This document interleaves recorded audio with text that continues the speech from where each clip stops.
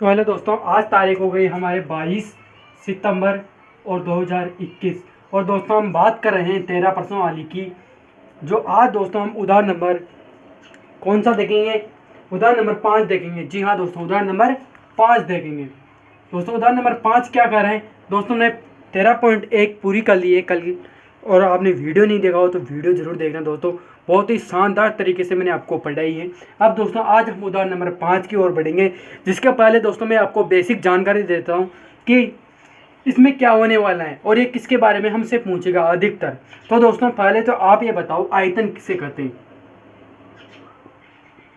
आयतन किसे कहेंगे दोस्तों? मान लो दोस्तों मैं बताऊं, यदि दोस्तों एक बेलन है, ठीक है?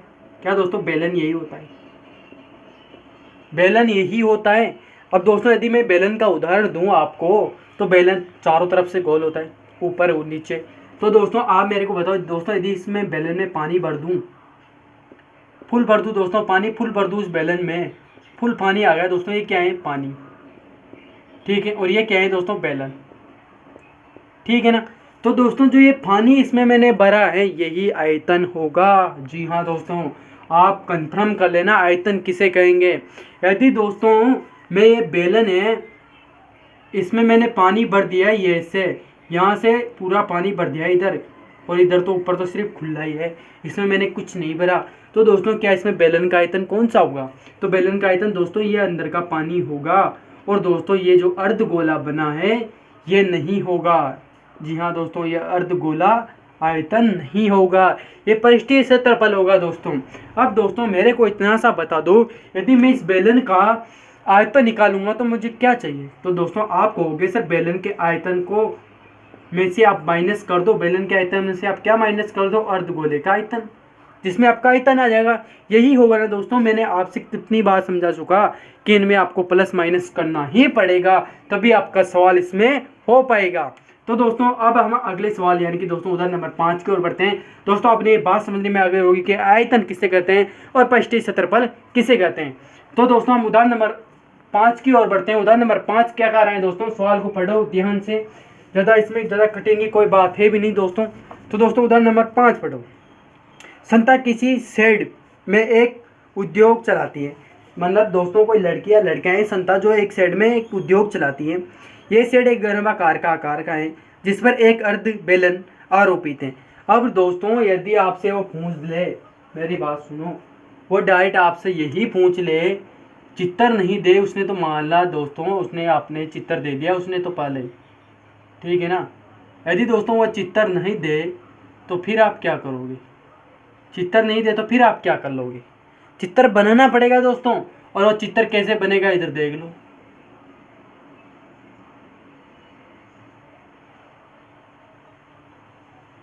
ठीक है, क्या यही चित्र बन रहा है उसमें?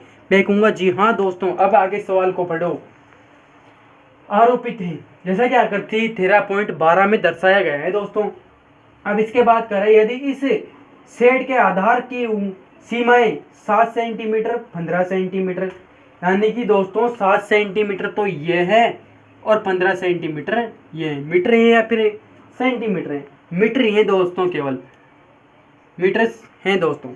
अब वो कह रहे हैं दोस्तों तथा घनाभाकार भाग की ऊंचाई, अब दोस्तों उसने बोल दी ऊंचाई 8 मीटर है। क्या दे दी उसने? ऊंचाई 8 मीटर दे दी। फिर क्या कह रहे हैं दोस्तों वह? फिर कह रहे हैं तो शेड में समस्थित हो जा सकने वाली हवा का आयतन ज्ञात कीजिए, यानी कि दोस्तों इस घन के अंदर कितनी हवा आ सकती है, यानी कि दोस्तों इस बेलन और इस घन में कितनी हवा आ सकती है, यही पूछा है। तो दोस्तों क्या मैं आपको कह सकता हूं कि अर्धगोले का अर्ध बेलन का आयतन प्लस घनत्व का आयतन, क्या इसमें पूरी हवा आ गई ना दोस्तों। अब दोस्तों आगे सवाल और कह रहा है, उससे भी पढ़ो। फिर कह रहे हैं दोस्तों कि आयतन ज्ञात कीजिए। पुनः यदि यह मान लिया कि सेट में रखी मशीनें, यानी दोस्तों जो मशीनें रखी गई हैं इस उद्योग में, वो 300 मीटर क्यूब का आयतन घेरती है दोस्तों, 300 मीटर क्यूब का आयतन घेरती है, तथा सेट के अंदर 20 श्रमिक, यानी कि दोस्तों जो 20 मजदूर है ना, ये क्या है दोस्तों? मजदूर हैं दोस्तों। ये क्या है दोस्तों? मजदूर। 20 जो मजदूर है ना, वह दोस्तों प्रत्येक मजदूर कितना आयतन घेरते हैं दोस्तों, प्रत्येक मजदूर 0.8 मीटर क्यूब आयतन घेरेगा। यानी दोस्तों एक जो मजदूर है, सॉरी दोस्तों यहाँ पर क्या आएगा, 0.08 मीटर आयतन घेरेगा दोस्तों। एक मजदूर को औसत के स्थान पर घेरता है, ज़्यादा सेट में कितनी हवा होगी। अब दोस्तों कुछ नहीं करना आपको, पहले मैं आपको इसकी बेसिक जानकारी दे देता हूं दोस्तों कि ये सवाल होगा तो होगा कैसे दोस्तों।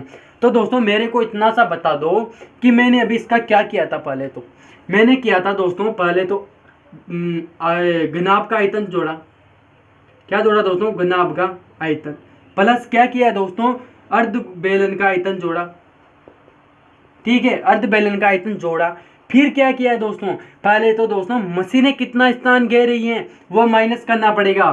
तो दोस्तों ये मशीनें का आयतन, और फिर उसमें से क्या माइनस करने पड़ेगा दोस्तों, यदि दोस्तों एक मजदूर 0.08 मीटर का स्थान घेर रहा है तो 20 मजदूर कितने घेरेंगे दोस्तों, तो दोस्तों 20 इंटू 0.08 मीटर का स्थान घेरेंगे।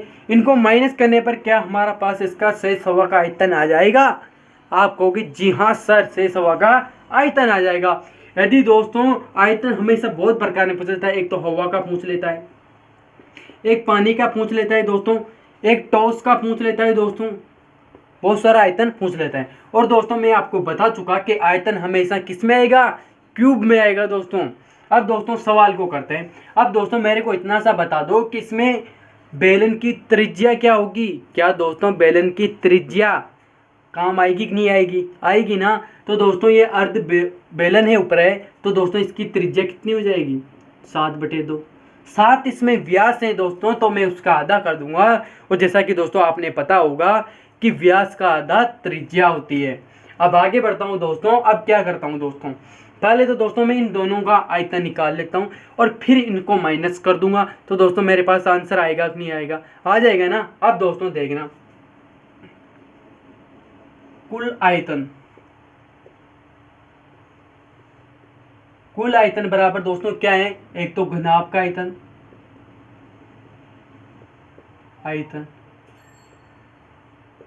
मैंने आपको बता चुका दोस्तों, घन का क्षेत्रफल, घन का कैपेसिटी क्षेत्रफल, घन का आयतन, घनाभ का आयतन सब बता चुका दोस्तों।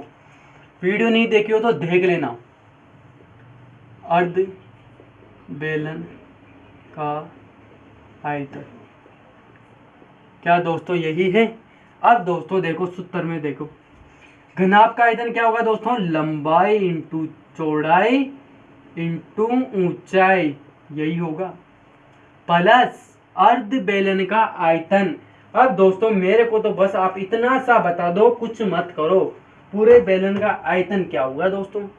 आप हो गए सर पूरे बेलन का आयतन πr² h होगा कि नहीं होगा। इतनी सी बात आपको याद है कि नहीं है, बाकी आप मेरे पे छोड़ दो।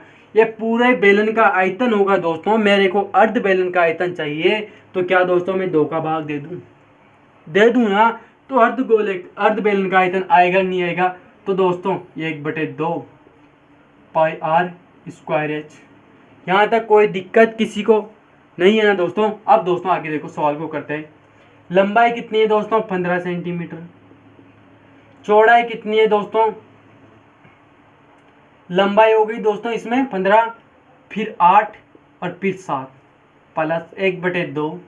पाई का मान उसने बोल रखा है कि 22/7 ही लेना, और जहाँ पर नहीं बोले वहाँ पर आप नहीं ले सकते। 7/2 इंटू 7/2। अब दोस्तों मेरे को इसमें इतना सा बता दो h, यानी कि दोस्तों इसमें ऊंचाई कितनी है बेलन की दोस्तों, इतना सा बता दो। अब दोस्तों ऊंचाई तो भाई यही होगी ना, बेलन आरोपित कर रखा है, तो दोस्तों ऊंचाई कितनी हो जाएगी, 15। ठीक है, यहाँ तक बात समझने में एक नहीं है। तो दोस्तों मैं 2 से काट दूं तो 11 बार गया, 7 से काट दूं दोस्तों तो 7 गया। अब दोस्तों इसे गुणा करूं 15 इंटू 7, तो दोस्तों ये कितना हो जाएगा, ये हो जाएगा दोस्तों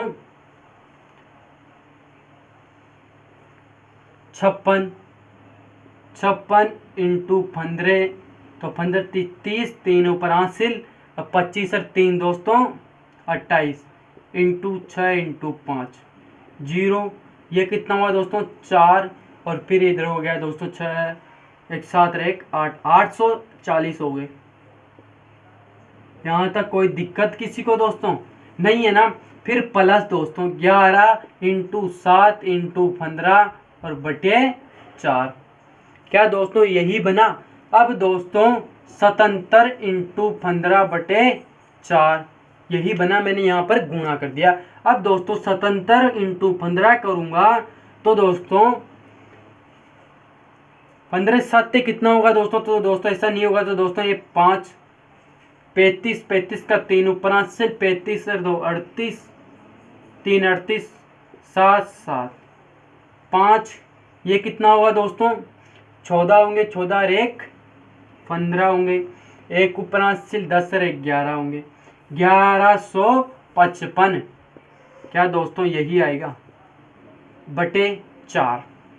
अब दोस्तों मेरे पास यहाँ क्या बचा 840 प्लस 1155।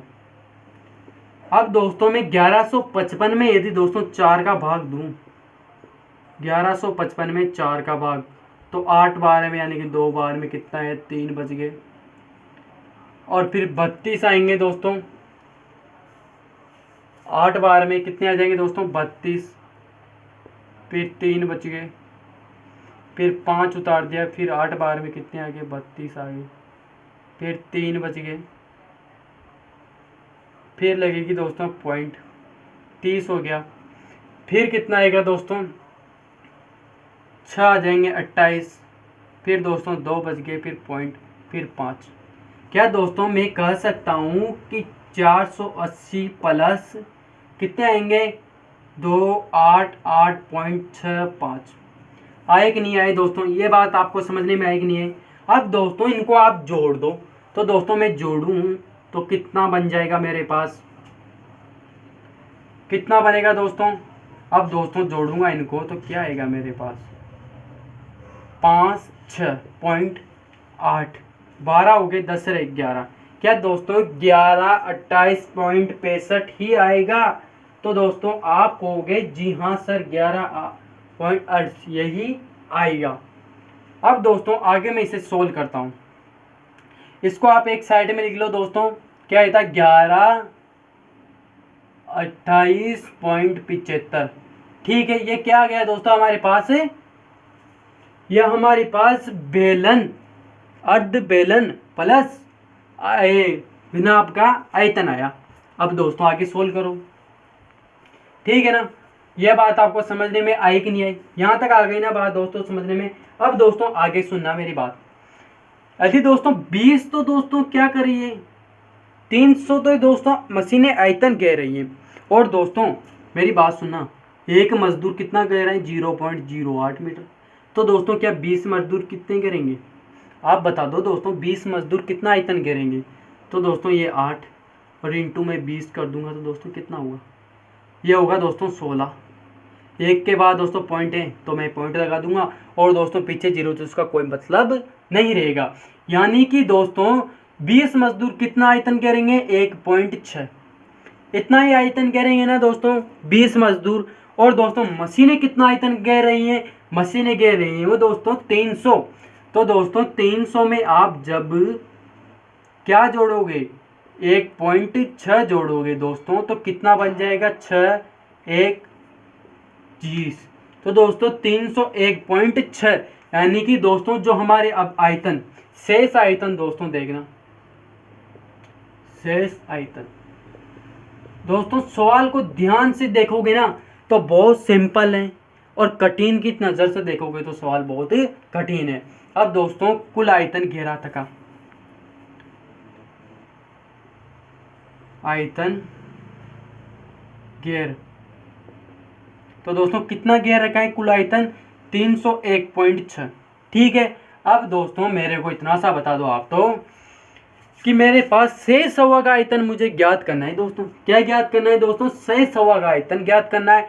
अब दोस्तों मेरे पास बताओ इसका पूरा आयतन कितना आया था, वो आया था दोस्तों पूरा आयतन आया था दोस्तों। कुल आयतन में से मैं क्या माइनस कर दूंगा, कुल आयतन में से दोस्तों मैं क्या माइनस कर दूंगा, जो हमारे पास कुल घेरा हुआ आयतन है दोस्तों, कुल घेरा हुआ आयतन। ठीक है ना। कितना है दोस्तों मेरे पास ये 1128.75 और माइनस कितना है ये दोस्तों 301.6। अब दोस्तों घटा लो। कैसे घटाऊंगा? पॉइंट से पॉइंट मिला लो और फिर घटा दो। तो दोस्तों ये पॉइंट से पॉइंट मिला लेता हूं मैं। ये मिल गए भाई पॉइंट से पॉइंट। तो दोस्तों 5 के 5 और 1 बच गया और ये पॉइंट 7 में से 1 गया, 8 में से दोस्तों 1 गया तो कितना बचा 7 बच गया और 2 का 2 और 11 से दोस्तों 3 गएंगे तो कितने बचेंगे दोस्तों 8 बच गए। यानी कि दोस्तों मैं कह सकता हूँ कि इसका आंसर क्या है, शेष हवा का आयतन कितना है दोस्तों 827.15। क्या दोस्तों यही है इसका आंसर? तो आप कहोगे जी हाँ सर। और दोस्तों एक किस में आएगा? मैंने आपको बता रखा है मीटर क्यूब में आएगा। जी हाँ दोस्तों, आयतन हमेशा क्यूब में आता है और क्षेत्रफल हमेशा स्क्वायर में आता है। ये बात आपको याद रखनी, नोट लगा के लिख लो। अब दोस्तों मैं सवाल उदाहरण नंबर 6 की ओर बढ़ता हूँ। उदाहरण नंबर हमारे पास 5 हो चुके हैं पूरे। उदाहरण नंबर 6 को पढ़ो दोस्तों। उदाहरण नंबर 6 क्या कह रहे हैं दोस्तों, ध्यान से देखो, क्योंकि दोस्तों उदाहरण नंबर 6 भी बहुत ही सिंपल है। उदाहरण नंबर 6 क्या कह रहे हैं दोस्तों, उदाहरण नंबर 6 को देखो। एक जूस बेचने वाला अपने ग्राहकों को आकृति जैसा कि 13.13 में दर्शाया गया है गिलासों में जूस देता है। दोस्तों ऐसा गिलास है जिसमें वो जूस दे रहा है।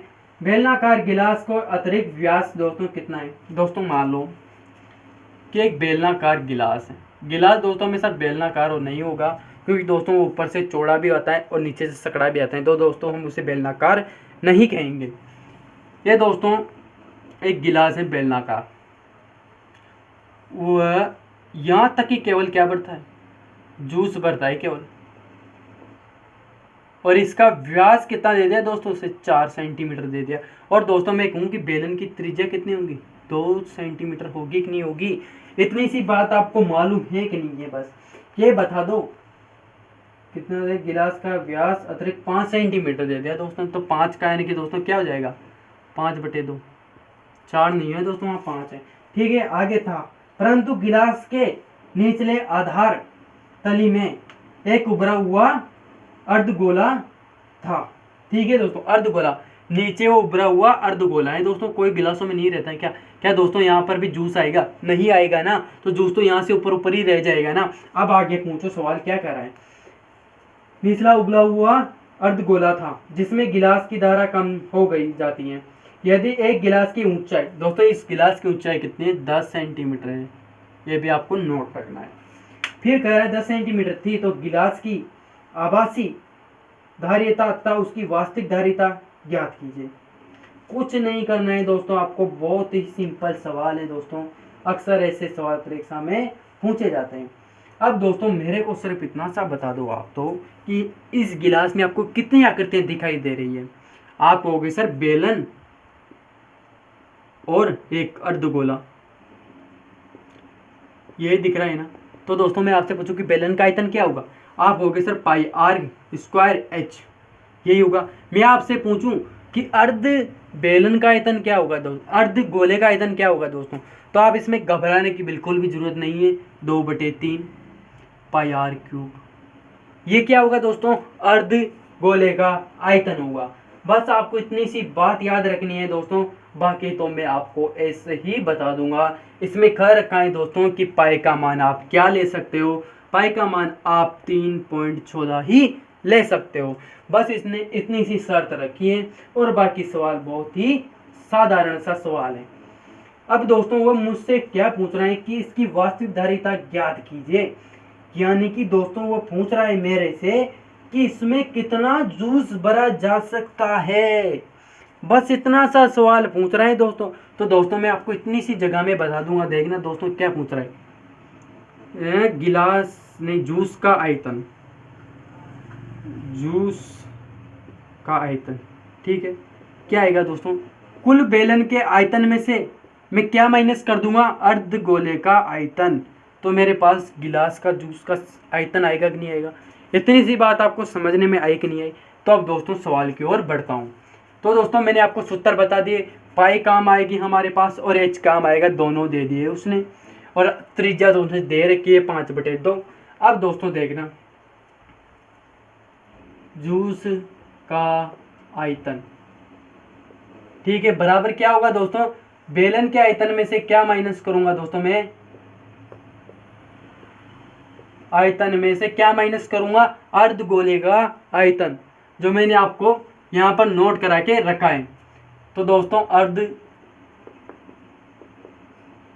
का आयतन। अब दोस्तों मुझे को इतना सा बता दो कि बेलन का आयतन क्या होता है दोस्तों, मैंने आपको यहाँ पर नोट करा रखा। तो क्या होगा दोस्तों, पाई आर स्क्वायर एच। अर्धगोले का आयतन क्या होगा दोस्तों, 2/3 पाई आर का क्यूब। अब दोस्तों मैंने आपको बता रखा है कि एच का मान कितना दे रखा है, 10 दे रखा है। आर का मान कितना दे रखा है दोस्तों, 5/2 दे रखा है।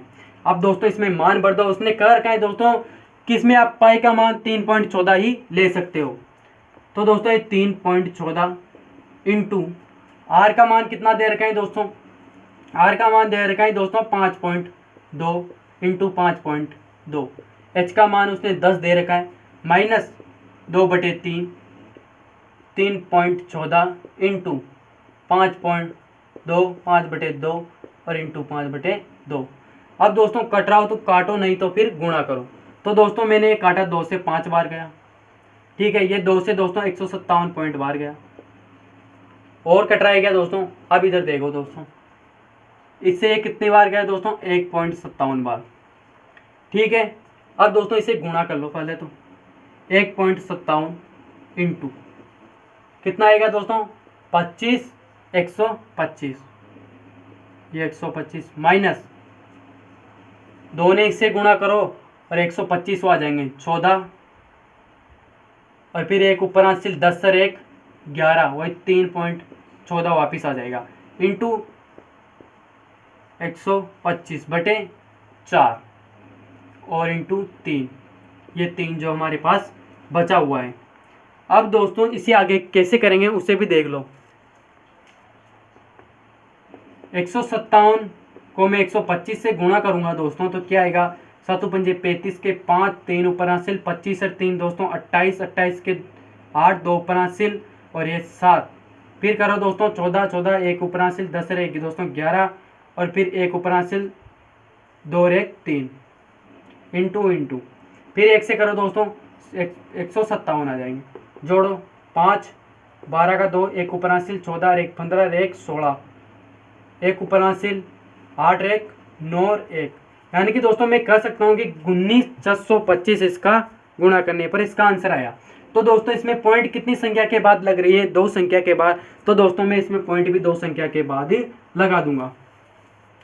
क्या आया दोस्तों इसका आंसर, 19,625। 2 संख्या के बाद पॉइंट है, तो दोस्तों मैं 2 संख्या के बाद पॉइंट लगा दूंगा। अब दोस्तों इसे करो सोल्व। तो दोस्तों जब मैं इसे सोल्व करता हूँ कि 314 इंटू 125 को गुणा करूँगा जब दोस्तों मैं, तो 20 2 ऊपर हासिल 7 और दोस्तों ये हो जाएंगे 15 इंटू 14 1 ऊपर हासिल दोस्तों, और ये हो जाएंगे 2 और 1 3 और ये हो जाएंगे दोस्तों 6। फिर आगे करूँ दोस्तों, तो दोस्तों ये हो जाएंगे 314 0 11 और 9 और 4 कितने होंगे दोस्तों 13, 3 1 ऊपर हासिल दोस्तों 7 1 8 1 9 और 3, ये कितने होंगे दोस्तों माइनस 39,310। अब दोस्तों पॉइंट कितने संख्या के बाद लगेगी, 2 संख्या के बाद। तो दोस्तों मैं 2 संख्या के बाद पॉइंट लगाता हूँ। बटाई में कितना चल रहे हैं दोस्तों, ये हो जाएंगे 3 इंटू 4 12 हो जाएंगे। अब दोस्तों इस जीरो का कोई मतलब नहीं है, जीरो आप हटा भी सकते हो, ठीक है। आपको यहाँ तक बात समझने में आई कि नहीं आई, बस इतनी सी बात है, बाकी सवाल आपके हाथों में हो जाएगा। अब दोस्तों मैं 12 का भाग दोस्तों इसमें दूंगा तो कितना आएगा,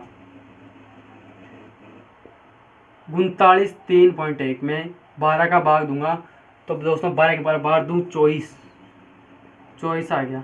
कितना बचा दोस्तों 36, 3 बार में चला जाएगा दोस्तों, ये तो 3 बार में, बार 36 आ जाएगा। कितना बचा 3 बच गया, 3 बार में गया, फिर 3 उतार दिया। तो दोस्तों अब 3 बार में नहीं जाएगा, अब 2 बार में जाएगा केवल, तो बार 2 24 हो जाएगा। ये कितना बचेगा दोस्तों 14 यानी कि दोस्तों 9 बज गया। पॉइंट को हटा देना, अभी कुछ दिक्कत आने वाली नहीं है। फिर कितना उतारूंगा, 1 उतारूंगा। अब कितनी बार में जाएगा दोस्तों, अब जाएगा 12 8 96, यानी कि दोस्तों 12 8 7 बार में कितना आएगा दोस्तों, 14 का 4, 1 ऊपर हासिल, 14 1 8, 84 बार में। 7 बार में कितना आएगा दोस्तों, 84। जब दोस्तों मैं 11 से 4 माइनस करूंगा तो कितना आएगा, 11 से मैं दोस्तों 4 माइनस कर दूंगा तो कितना आने वाला है, 7 बार में गया दोस्तों, 8 बार में जा ही नहीं सकता, 12 8 96 होता है। तो दोस्तों 11 से 4 माइनस कर दूंगा मैं तो 6 1 7, 7 बज गए।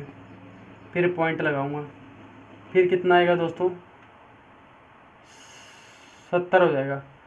अब 6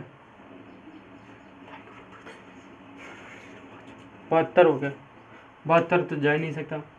तो दोस्तों 12 के बार 12 पंजे 60 होंगे, 60 हो गए, 10 बच गया। यहाँ तक ही ठीक है दोस्तों, हमने जो भाग दिया ये यहाँ तक ही ठीक है। यानी कि दोस्तों ये हमारे पास आया 19.625 माइनस 3 2 5 7। अब दोस्तों जब हम इसको घटाने जाएंगे तो हमारे पास कितना बचेगा, ये भी आपको नोट करना है। अब दोस्तों आप मेरे को इतना सा बता दो कि ये एक संख्या के बाद है, तो दोस्तों ये यहाँ से हटकर यहाँ आ जाएगी कि नहीं आएगी। अब दोस्तों आप 196 में से 25 में से आप ये 32 घटाएंगे तो कितना बचेगा, 0। और 12 से दोस्तों कितना जाएगा, 7 जाएगा। 12 से दोस्तों 7 गए तो 3 और 2 5 बच गए। यहाँ कितने बचे दोस्तों, यहाँ बच गए 5 और फिर 3, और फिर दोस्तों यहाँ कितने बचे, 19 में से 3 जाएंगे दोस्तों, कितने बचेंगे, 19 में से 3 खनाओ दोस्तों तो 9 में से 3 जाएंगे तो 6, यानी कि दोस्तों 16। 163.50 क्या दोस्तों आपका यही आंसर आया? जी हाँ दोस्तों, हमारा इसका आंसर 163.50। और दोस्तों इधर यदि 0 होती तो यहाँ पर 4 आ जाता। 153.55 सेंटीमीटर क्यूब इसका सही आंसर होगा। क्या दोस्तों इसका सही आंसर यही है? क्या दोस्तों मैं कह सकता हूँ हाँ सर इसका सही आंसर यही होगा। अब दोस्तों मैं अगले सवाल की ओर बढ़ता हूँ, जो सवाल नंबर हमारा उदाहरण है, उदाहरण नंबर 7 है दोस्तों आप इसमें एक ट्रिक और लगा सकते थे, आप चाहे तो उस ट्रिक से भी कर सकते थे, लेकिन दोस्तों उसमें आपका सवाल बहुत लंबा हो जाता। और दोस्तों परीक्षा में आपको टाइम को बचाने के लिए एक में ही करना पड़ेगा।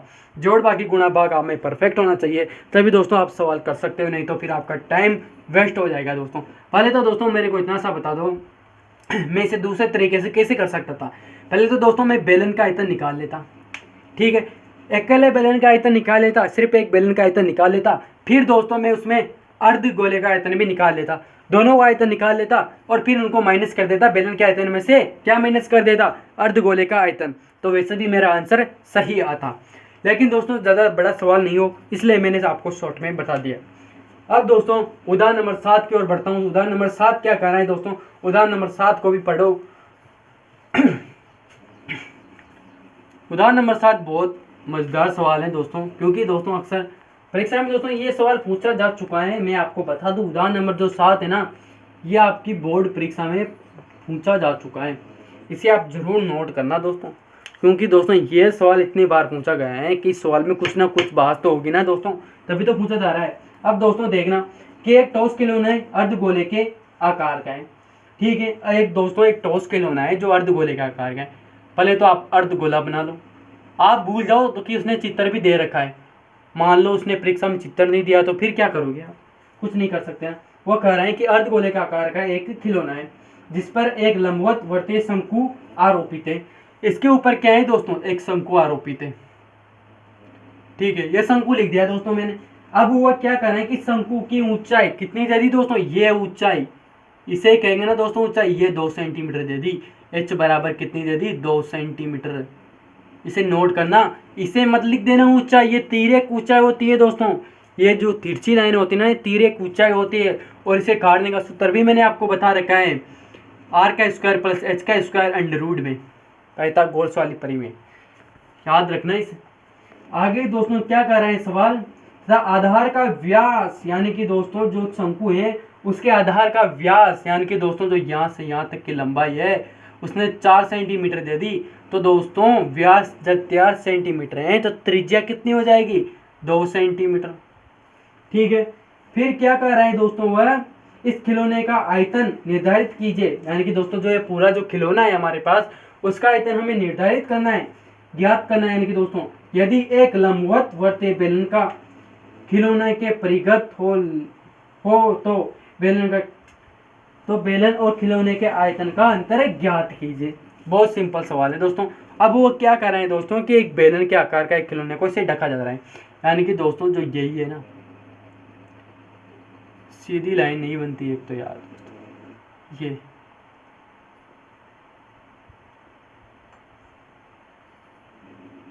ये इसमें एक बेलन से ढका जा रहा है। ठीक है, अब वो कह रहे हैं दोस्तों कि जो खिलौना है और वो बेलन है उसका जो आयतन है ना वो हमें बता दो भाई। तो दोस्तों उसने क्या जगह दे दिया, पाई का मान तो उसने पहले दे दिया 3.14 ही लेना है, एच दे दिया, एच थोड़ी दिया, एच तो शंकु का दिया है। अब दोस्तों मेरे को इतना सा बता दो कि उसने एच शंकु का दे दिया तो बेलन का एच क्या होगा, इतना सा बता दो कि बेलन का एच क्या होगा। जब उसने शंकु का एच दे दिया तो बेलन का एच क्या होगा, तो आप कहोगे सर कि ये त्रिज्या है जो 2 सेंटीमीटर की है वो यहाँ तक आ रही है भाई, और दोस्तों जो ये ऊंचाई है ये भी 2 सेंटीमीटर है, तो दोस्तों 2 और 2 कितने होंगे, 4 सेंटीमीटर। यानी कि दोस्तों मैं कह सकता हूँ कि इसमें बेलन की ऊंचाई कितने, 4 सेंटीमीटर। ये आपको नोट रखना है दोस्तों। अब दोस्तों सवाल हमसे कह रहे हैं, सवाल क्या कह रहा है दोस्तों कि बेलन और खिलौने का अंतर ज्ञात कीजिए। अब दोस्तों आपको कुछ भी नहीं करना, केवल बोर्ड में नज़र रखनी है और बाकी सवाल मैं आपको बता दूंगा। पहले तो दोस्तों मेरे को इतना सा बता दो कि मैं यदि कुल आयतन की बात करूं तो क्या क्या चीज़ आएगी, बेलन आएगा, ठीक है, प्लस क्या आएगा, शंकु आएगा। भाई शंकु दे रखा है तो शंकु आएगा, शंकु का आयतन आएगा, शंकु थोड़ी आएगा। प्लस और क्या दे रखा है, अर्धगोला, अर्धगोले का आयतन आ जाएगा। और क्या आएगा, 3 ही तो आकृति दे रखी है।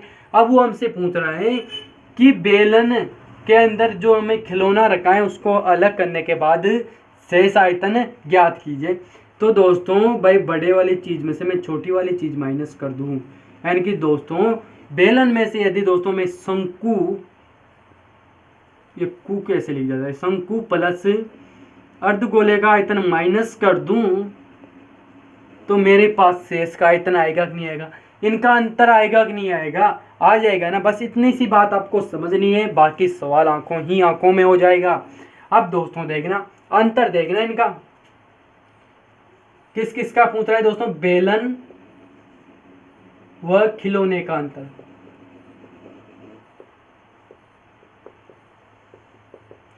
अंतर किस में पूछ रहे हैं, आयतन में पूछ रहे हैं दोस्तों, ये भी आपको नोट रखना है।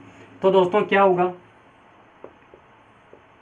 बेलन का आयतन माइनस शंकु का आयतन प्लस क्या आ जाएगा, वो और आ जाएगा दोस्तों अर्धगोले का आयतन। इतनी सी बात आपको समझ में आएगी नहीं आई दोस्तों। आप इसे अलग तरीके से भी कर सकते हो, मैं आपको पहले बता देता हूँ कैसे कर सकते हो। आप इसमें पहले शंकु का आयतन निकालो, फिर अर्धगोले का निकालो, दोनों को जोड़ दो और फिर बेलन का निकालो और फिर बेलन में से घटा दो, ऐसे भी कर सकते हो। लेकिन दोस्तों मैं आपको इसमें एक ही सूत्र में बता रहा हूँ पूरा कैसे होगा। अब दोस्तों मेरे को बस आप इतना सा बता दो कि बेलन का आयतन क्या हुआ, पाई आर का स्क्वायर एच माइनस शंकु का आयतन क्या होता है दोस्तों, ये आपको मैं बहुत बार बता चुका कि शंकु का आयतन क्या होने वाला है, क्योंकि दोस्तों अक्सर यही सवाल परीक्षा में पूछे जा रहे हैं। आप इसमें बिल्कुल भी घबराने की जरूरत नहीं है, 1/3 पाई आर स्क्वायर एच प्लस। अब मैं आपसे पूछूं कि अर्धगोले का आयतन क्या होगा, तो दोस्तों आप सिंपल से बता सकते हो कि सर 2/3 और पाई आर क्यूब, जो आपने पिछली वीडियो में बता रखा है ना दोस्तों। अब दोस्तों इसे सोल्व कर दो, सोल्व करने पर क्या आएगा दोस्तों, इसे भी आप देखते हुए चलना। अब दोस्तों इधर देखना, पाई का मान उसने बोला है कि आप यही लिख सकते हो।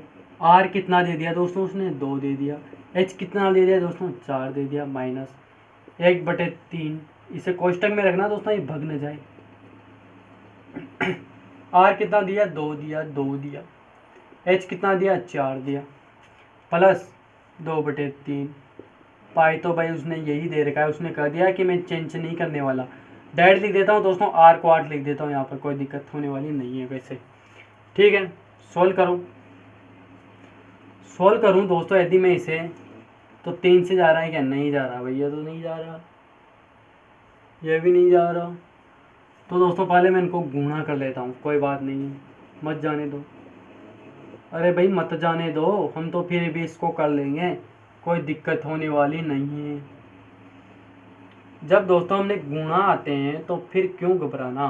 कितना होगा, 8 और 8 16, प्लस 2/3। इसको गुणा करके लिख लेता हूँ मैं इधर डायरेक्ट, तो 8 2.6 इंटू 8। ठीक है, यहाँ तक कोई दिक्कत किसी को नहीं है ना। अब इसे गुणा करूँ तो 8 8 8 7 3 4 8 32, 3 ऊपर हासिल, फिर कितने गए 32। 8 में 3 जोड़ेंगे दोस्तों तो 11 हो जाएंगे, फिर 1 ऊपर हासिल हो जाएगा, और फिर 8 8 7 3 8 24 24 1 25। भाई पहले वाले का तो ये आ गया। अब इसे और करो दोस्तों गुणा, इसे करूँगा दोस्तों मैं, तो 16 16 16 2 32 16 16 64 का 4, 6 ऊपर हासिल, 16 में 6 जोड़ूंगा दोस्तों 22 हो जाएंगे, फिर 2 16 में 16 16 2 32 16 3 48, 48 में दोस्तों में 50 हो जाएंगे। और पॉइंट दोस्तों कितनी संख्या के बाद है, 2 संख्या के बाद, तो दोस्तों ये 2 संख्या के बाद, फिर प्लस। इसे सॉल्व करूँ दोस्तों मैं, तो 8 2 7 64, 8 का वर्ग भाई 64 होता है, 6 ऊपर हाथ से चल गए, और 8 दूनी 16, 16 और 6 कितने होंगे दोस्तों, 22 होंगे। तो दोस्तों ये 22 के 2 2 ऊपर हाथ से, ठीक है। और दोस्तों और 2 7 3 8 24 4 8 32 5 6 48, 48 और दोस्तों ये कितने होंगे, 2 50। तो दोस्तों यही आई, बटे में 3 चल रहा है। लघुत्तम ले लूँ, ये लूँगा ना, और तो क्या ले सकता हूँ, और तो कुछ नहीं कर सकता ना। 50.24 प्लस 50.24 जोड़ दूँ, और क्या कर सकता हूँ दोस्तों, 8 हो गया, 4 हो गया, 0.0 10 होगी, 3 का भाग चल ही रहा है, कोई दिक्कत है ही नहीं। अब दोस्तों आप चाहो तो यहाँ पर इसमें भाग दे लो, या फिर इसका लघुत्तम ले लो, कोई दिक्कत होने वाली नहीं है। तो दोस्तों मैं भाग दे लेता हूँ, 100 में 48 का भाग दूंगा, पॉइंट को भूल जाओ, 3 का भाग दूंगा 3 बार, 9 गया, 1 0 आ गई, फिर 3 बार गया 9 आ गया, फिर 1 बच गया, फिर 4 आ गए। 14, 14 में कितने बार जाएगा दोस्तों, 12, 4 बार, कितने बचे दोस्तों, 2 बच गए, और फिर 8। 28 में कितनी बार जाएगा दोस्तों, 9 बार जाएगा। 27 बार में 9 बार, फिर कितना बचा, 1 बच गया दोस्तों। अब 1 में कितनी बार जाएगा दोस्तों, पॉइंट लगाऊंगा तो 10, फिर कितना हो जाएगा दोस्तों, 9, 3 बार जाएगा 9 में 3 बार, फिर वही दोस्तों 1 बचेगा, कोई मतलब है नहीं। तो कितना आया दोस्तों, जब 25.12 माइनस 33 4 9.3। अब दोस्तों पहले तो इसमें जो हमारे 1 पॉइंट आई है, पहले तो उसने 2 संख्या बाद और पॉइंट लगाओ, पहले तो 1 संख्या बाद आई है, अब 2 संख्या बाद लगाएंगे तो यहाँ आ जाएगी। तो दोस्तों इसको हटाकर क्या कर लो, आप यहाँ पर लगा लो 4 के पास। ये बात समझने में आई कि नहीं आई। अब दोस्तों मैं आगे जो बात करूँ आपसे, तो वह क्या होने वाली है, इसमें से आप इस संख्या को घटा दो। तो फिर दोस्तों घटाते हैं, तो दोस्तों मैं जब दोस्तों मैं इस संख्या में से इस संख्या को घटाऊंगा तो मेरे पास कितना बन जाएगा, ये बन जाएगा दोस्तों 25.12। दोनों घनों का आयतनों का अंतर 25.12 सेंटीमीटर क्यूब आ जाएगा। अब दोस्तों मैं आपको बस इतनी सी बात समझाना चाह रहा हूँ, इसमें किसमें कर कैसे रखा है। तो क्या दोस्तों हमारे इधर गड़बड़ हुई है, यदि दोस्तों में 8। आज दोस्तों इसको एक बात देखना, क्योंकि दोस्तों जो हमने गुणा करने में कहीं ना कहीं गड़बड़ कर दी होगी, क्योंकि दोस्तों यहाँ पर तो फिर माइनस के आएगी ना, इसलिए यहाँ पर दिक्कत आ सकती है। तो दोस्तों आप इसमें ज़रूर देखना कि इसमें कहाँ पर गड़बड़ हुई है, गुणा करने में मुझे लगता है कि कहीं ना कहीं गड़बड़ हो गई होगी। 8 और 2 3 24 और 8 2 4 32, 3 ऊपर 8 से, और फिर दोस्तों 11 और फिर 24 1 25। नहीं दोस्तों, इसका आंसर तो सही आने वाला है 25.12 सेंटीमीटर क्यूब आयतन शेष बचेगा। तो दोस्तों आपको ये सवाल अच्छी तरीके से समझने में आ गया होगा। इसे गुणा करने में पता नहीं कहाँ पर मिस्टेक हो गया, लेकिन दोस्तों आपको गुणा सही तरीके से करना है। मैंने आपको बता दिया कि कुल बेलन की ऊंचाई कैसे ज्ञात करेंगे, आप सब कुछ आपको बता दिया। आप इसमें ABCD नहीं लिखोगे तब भी चल जाएगा दोस्तों, क्योंकि दोस्तों आपने बेसिक जानकारी है कि इसमें कौन सी जगह कौन से अंक आने वाले। तो दोस्तों फिर कल मिलते हैं अगली वीडियो में, तब तक के लिए दोस्तों वंदे मातरम। कल हम दोस्तों परसों वाले के सवाल करेंगे, जो परसों वाली है 13.2 के कल से सवाल करने वाले हैं। तो दोस्तों वंदे मातरम।